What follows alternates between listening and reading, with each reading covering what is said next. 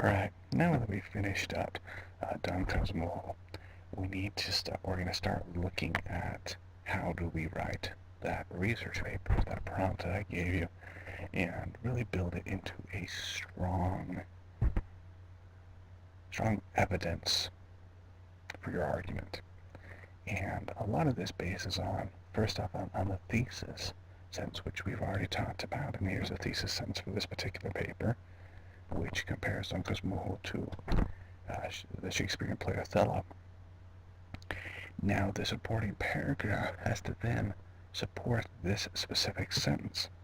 So if you notice, this thesis is talking about a dissection and analysis to delve deeper psychologically into the structural relationship between Othello and Iago with the use of Bento's narration. And so the supporting paragraph are like the branches of a tree.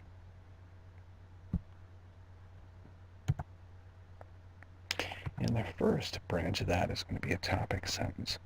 The topic sentence has to be able to introduce your paragraph, and it should transition very smoothly from your thesis sentence into this topic sentence. So you notice with topic sentence, it's very specific. It's going to look at a further look, before we get to the dissection analysis of paper, we're going to do a further look into a thesis style of first-person narration, which we've already talked about as an unreliable narration.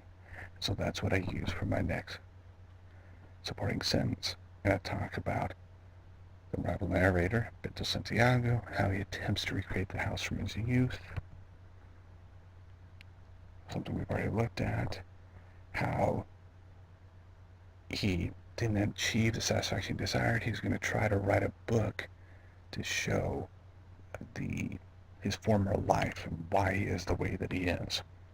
Again, we've already done this analysis. So what I want you to look at, though, is how do I use these different things. And you've noticed that the past two sentences I use quotes, and then I'm going to use this as a bridge between two different sets of quotes. With this sentence, where I'm using exposition, where I'm saying how he reveals his true intention, how he transformed from youthful Lasavenchino into the cold and bitter Don Cosmo. So we've noticed in this one I didn't use a quote. I'm supporting or bridging from some of my assertions into some of my other supporting sentences here. And now I bring up another supporting sentence that's going to go ahead and support that now even more. Talking about Don Cosmo in more specifics. How did that moniker come about? Now, with this, if I just talk about it, it may not have as much credibility. But if I can pull in another source, somebody else that says the same thing as me, that is going to give me more credibility. And that's what this sentence does. Now, I haven't introduced my source yet. If you notice, I did cite that it's Caldwell. And you can do it a couple different ways. You can introduce the source at the beginning of your quote. In this case, I actually introduce the identity of my source after this paragraph. Now, it depends on how the flow goes. You might have to play around with it to make sure it works. A very traditional way of doing it is to introduce the source before you do the quote. This one I did a little bit less orthodox approach and introduced my source afterwards. And it's however that works within the flow of your paper. As long as you work with the flow, and that's something we can talk about in the writing conferences. And this last sentence, this is how I end my paragraph, saying that Helen Caldwell, and I try to basically summarize this, that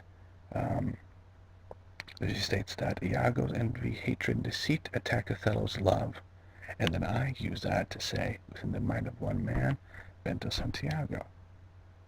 And I'm basically saying that Helen Caldwell and I think the same way. And so that we'll be able to conclude, so that I have this final paragraph that looks just like this. And this is my final paragraph, supporting paragraph. And I hope that helps as you all start to write your papers and your arguments on how to do a supporting paragraph.